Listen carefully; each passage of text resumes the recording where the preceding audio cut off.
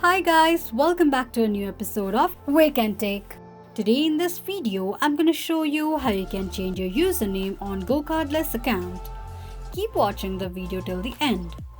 To change your username on GoCardless, firstly go ahead and launch open your Google search. On the search box at the top, type in GoCardless.com and make a search. The official page of GoCardless account will appear on the screen. Click on three lines at the top left corner of the page. From the displayed options, tap on Login. Log into your GoCardless account using your login credentials and you will end up on the home page of GoCardless account. Click on little gear icon at the top right side of the screen. Tap on User Settings option. On the next page, edit your name and tap on Save Changes. This is how you can change your username on GoCardless account quickly and easily just in few steps.